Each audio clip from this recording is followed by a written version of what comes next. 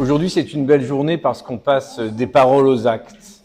d'une réflexion qui a été menée voilà quelques années en arrière, 2 ans, à une traduction d'une plateforme comme un lab qui va permettre l'émergence de projets nouveaux sur le territoire qui n'auraient pas pu, sans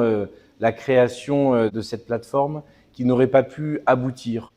Nous avons rencontré l'ADEME qui nous a dit « Oui, on veut bien vous soutenir et vous accompagner financièrement sur ce projet, mais il faut aussi aller chercher la question de l'économie, de la fonctionnalité et de la coopération, qui est aussi un mode de développement alternatif, plus robuste, qui fait appel à l'usage plutôt que la propriété et surtout qui s'appuie sur la coopération des acteurs plutôt que la concurrence. » Aujourd'hui, on va s'appuyer sur des collaboratrices, collaborateurs de la communauté d'agglomération, pour détecter, pour catalyser des projets et les partager avec des partenaires techniques, Initiative Terre d'Azur, et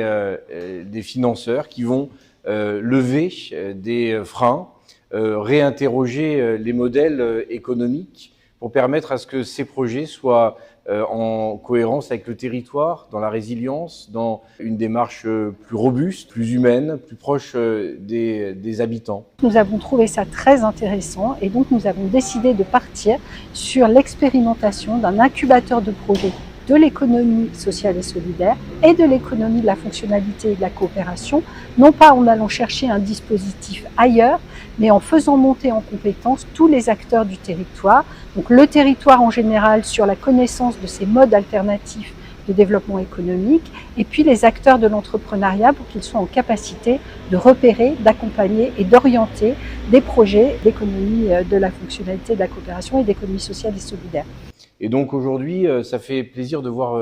cette salle pleine avec des acteurs d'horizons différents, de l'économie sociale et solidaire ou de l'économie classique, des partenaires financiers, des banquiers qui vont permettre aussi la montée en puissance de cette démarche et puis les futures passerelles que nous mènerons dans la chaire avec l'Université de Nice pour que le territoire de Grasse revendique son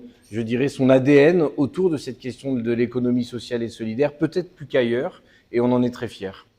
Demain, la semaine prochaine, tout en même temps, à la fois on continue de parler de ces formes d'économie pour sensibiliser, informer tout le monde. Nous continuons à former les acteurs de l'entrepreneuriat et surtout, nous lançons aujourd'hui un appel à des projets qui voudraient être accompagnés dans le cadre de cet incubateur. C'est un accompagnement gratuit et c'est un accompagnement qui sera très innovant puisque collectif, c'est-à-dire qu'en fonction de chaque projet, nous mettrons autour de la table les bonnes personnes, les bons acteurs pour accompagner de manière collective le projet.